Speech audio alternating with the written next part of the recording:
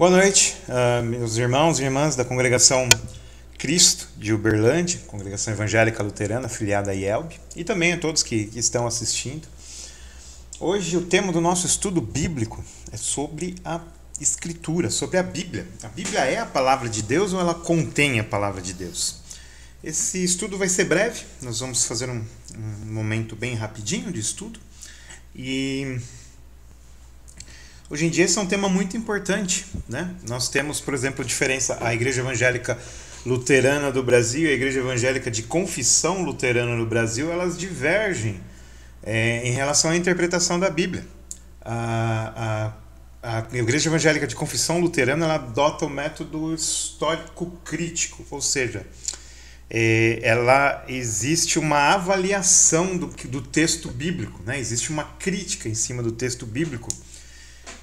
E nós, então, é dita essa máxima muito comum, né, na confissão, não todos a dizem, né, mas é muito comum se ouvir dos nossos irmãos da confissão luterana de que a Bíblia contém a palavra de Deus.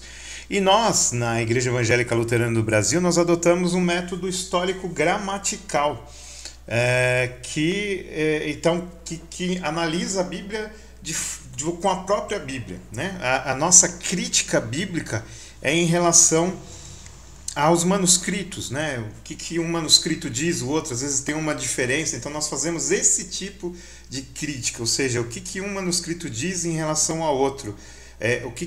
Quando você pega os manuscritos antigos, né, na hora de traduzir a Bíblia, aqui, por exemplo, nós temos a ferramenta, né, aqui nesse software que eu uso, que fala manuscritos bíblicos, né, que são utilizados. Então, por exemplo, aqui você tem uma pequena variação, uma letrinha só você tem, ou uma vírgula só, e aí que essa forma aqui é usada nesse manuscrito aqui. Eu não vou entrar em detalhes porque isso é um assunto bem extenso, né? Então esse aqui é o nome de um manuscrito que tem essa forma aqui de escrever. E o outro manuscrito tem essa forma, que está nesses outros manuscritos aqui. Então a gente vê essas diferenças entre um manuscrito e outro, né? Que está em grego. E nós fazemos essa crítica para saber qual é o texto mais antigo, qual é o texto mais comum, qual é a palavra mais comum usada, né? Nós não fazemos crítica do conteúdo, do texto. Nós cremos que a Bíblia é a palavra de Deus, não apenas contém a palavra de Deus, ela é a palavra de Deus na Igreja Evangélica Luterana do Brasil. Então, nós olhamos para a Bíblia e cremos que tudo nela é verdadeiro. Então nós costumamos dizer que a Bíblia é inerrante e infalível. Ou seja, ela não erra, né? E ela não falha. Aquilo que ela promete é cumprido. E ela também não erra.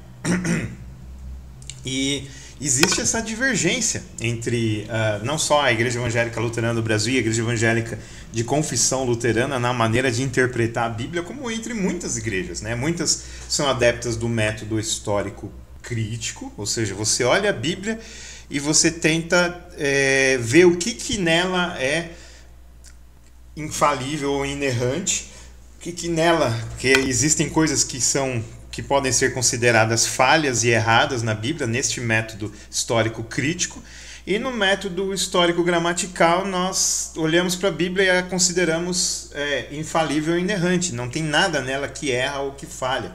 Pode ter erro de copistas, que nem aqui nesse exemplo que eu dei, né?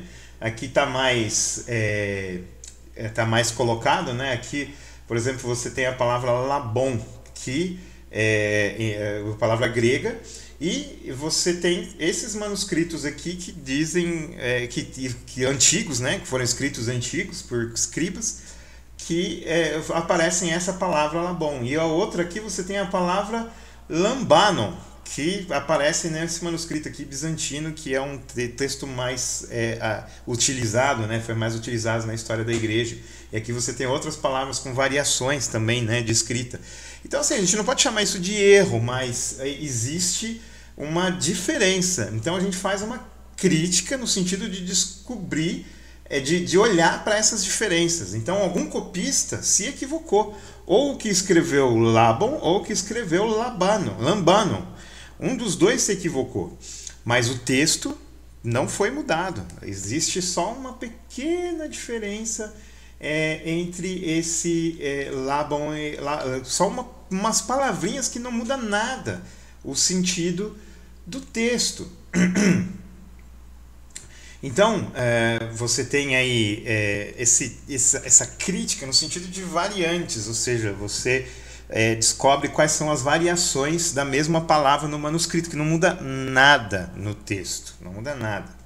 Então, por exemplo, aqui essa variação, labon para lambano, lambano é uma conjugação do verbo labon, né? Uma variação do verbo labon, que é receber, né? Então você tem aqui, ó, lembre da sua fé sem fingimento, primeiramente, que habitou em sua voz, estou certo que habita também em você. Então, essa frase, ou seja, a fé que você recebeu, né? Como diz outras traduções, vamos ver aqui a Ara, pela recordação que guardo de tua fé, sem fingimento. A primeira da tua loja, estou certo que também em ti, ou seja, que você também recebeu. Isso que não muda nada o sentido do texto, né? Então nós acreditamos que o texto é inspirado por Deus e que ele é correto, né? E que ele é infalível, que ele é inerrante. Então pode ter uma diferença que antigamente as pessoas não tinham computador, não tinha Ctrl+C, Ctrl+V, elas escreviam à mão. Então de repente elas se confundiam e podiam escrever alguma coisa diferente, uma palavrinha ou outra. Isso não tira nada do sentido da Bíblia e não torna ela errada ou falível, né? Que nem muita gente acredita que sim. E isso desde o começo da igreja. Tinha gente que acreditava que você tinha que ler a Bíblia de forma alegórica, que o que está escrito aqui, na verdade, tem um outro significado. E outras pessoas, como nós na Igreja Evangélica Luterana do Brasil, sempre acreditaram que tinha que ler a Bíblia do jeito que ela está escrita, quer dizer que é verdade, entendeu? Que ela é a autoridade. Sempre teve essa diferença na história da igreja. E eu aqui vou defender a posição que nós acreditamos, de que a Bíblia é a palavra de Deus, ela não apenas contém, ela é toda a palavra de Deus, né? Isso nós vemos a própria Bíblia testificando dela mesma. Ou seja, a passagem clássica que todo mundo já sabe, né, sobre isso é segunda carta de Paulo a Timóteo, capítulo 3, versículos 14 a 7. Deixa eu colocar na Nova Almeida. Que diz assim, ó: quanto a você, permaneça naquilo que aprendeu e acredita firmemente, sabendo de quem você o aprendeu, e que desde a infância você conhece as sagradas letras, ou seja, a escritura ela é sagrada, ela é algo santo, né? Deus santifica a escritura, que podem torná-lo sábio para a salvação pela fé em Jesus Cristo. Nós somos salvos pela fé em Jesus Cristo e nós conhecemos a fé em Jesus Cristo através da escritura. E toda a escritura é inspirada por Deus e útil para ensino, para a repreensão e para a correção, para a educação na justiça, a fim de que o servo de Deus seja perfeito e perfeitamente habilitado para toda boa obra. Então, assim, nós cremos que a Escritura é inspirada, né? Essa passagem é clássica, né? E Pedro também fala sobre isso, né? Tá aqui, ó, segunda carta de Pedro, capítulo 1, versículos 20 a 21. Diz assim, ó: primeiramente, porém, saibam que nenhuma profecia da Escritura provém de interpretação pessoal, porque nunca, jamais qualquer profecia foi dada por vontade humana. Entretanto, homens falaram da parte de Deus, movidos pelo Espírito Santo. Então, assim, a gente crê nessa verdade, né, de que a Escritura ela não é produção humana. Ela foi escrita por seres humanos, mas pela vontade de Deus. Deus inspirou. E inspiração não é, que nem muita gente acha que né, é psicografia. Deus não ditou palavra por palavra para as pessoas escreverem. Na verdade, ele orientou as suas experiências, seus pensamentos, ele orientou para que as pessoas tivessem conclusões e escrevessem os seus relatos e as suas profecias. Coisas foram ditadas, né? Que nem os 10 mandamentos, teve coisas ditadas, mas nem tudo foi ditado. Muita coisa foi orientada por Deus através das experiências das pessoas que escreveram a Bíblia. E assim, elas escreveram conforme o Espírito Santo queria que elas escrevessem. Então por isso que nós consideramos ela inerrante. E o próprio Jesus testifica isso, né? João, capítulo 10, versículo 35. Olha o que diz. Se ele chamou deuses a quem foi dita a palavra de Deus, aqui, ó, e a Escritura não pode falhar. Tá vendo? Jesus fala bem claro que a Escritura é infalível. Mas nós temos o cânon protestante, nós temos a Bíblia católica, nós temos a Bíblia ortodoxa, a Bíblia etíope, por exemplo, tem muitos livros, muito mais livros do que a gente tem. Qual a Bíblia é a correta? Bom, nós protestantes temos essa Bíblia de 66 livros que nós cremos ser inspirados por Deus.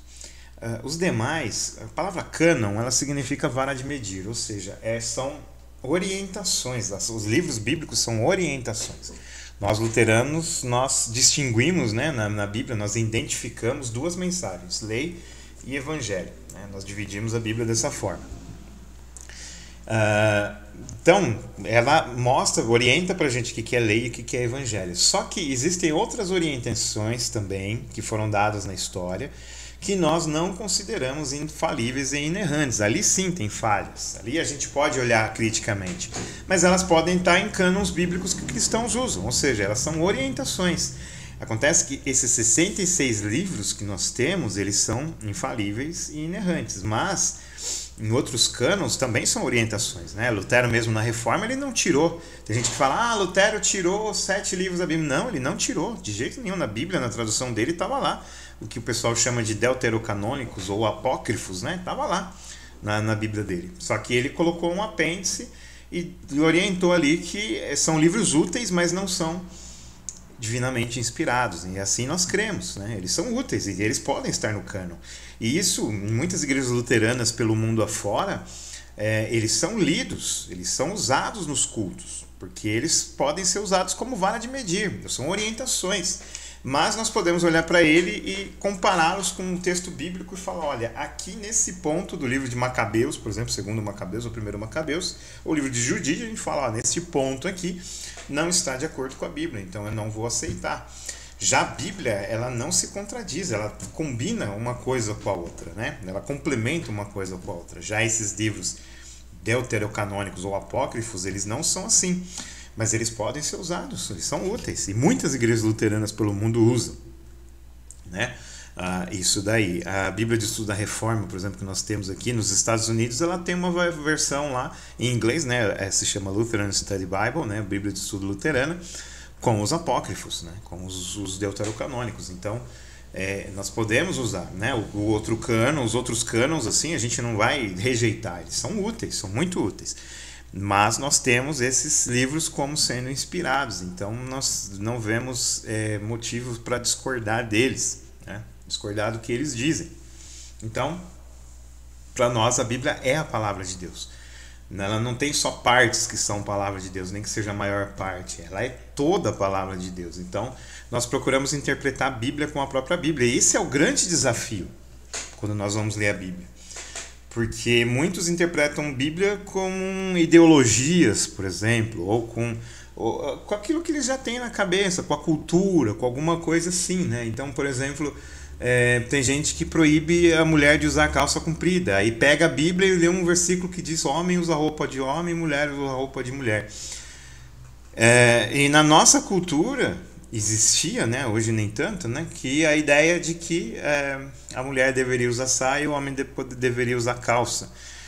Em outros países a cultura é diferente, então você coloca a cultura como sendo interpretação da Bíblia, e aí isso é um problema, entendeu? Você coloca coisas, você começa a criar regras que não estão na Bíblia. Isso é muito comum no nosso meio, infelizmente, por falta. Aí o pessoal fala, tá vendo? As pessoas estão levando a Bíblia ao pé da letra. Pelo contrário, se elas levassem a Bíblia ao pé da letra, elas interpretariam a Bíblia com a própria Bíblia e não fariam tantas regras que não estão na Bíblia, né? Não falariam coisas que não estão na Bíblia. O problema não é a Bíblia, o problema é a forma como muitas pessoas encaram a Bíblia, interpretam com suas culturas, com suas ideologias, com seus valores, entendeu? E aí colocam coisas que não estão na Bíblia, como se fossem bíblicas. Então, o problema não é a Bíblia é perfeita. Nós que somos imperfeitos, e nós temos esse desafio de interpretar a Bíblia com a própria Bíblia, porque ela é a palavra de Deus. Nós não podemos ser juízes da Bíblia, escolher o que é verdade ou não dela, ou ter a nossa própria verdade e usar a Bíblia para comprovar a nossa verdade, comprovar aquilo que nós falamos. Nós não devemos fazer isso, nós devemos nos render à Bíblia, interpretar a Bíblia com a própria Bíblia e aceitar o que a Bíblia diz. E se ela não diz, nós temos que deixar isso livre, né? Isso livre. Então, muitas coisas as pessoas dizem que deve ser assim ou assado para o cristão, que o cristão deve fazer isso, que o cristão não pode fazer aquilo, mas não é bíblico. As pessoas não interpretam a Bíblia com a própria Bíblia, elas interpretam com as suas culturas, né? Então elas criam regras que não estão na Bíblia e acreditam que as pessoas são salvas e são justificadas pelas obras. Então criam regras para que as pessoas sigam, para que elas sejam salvas, sendo que a Bíblia não dá essas regras.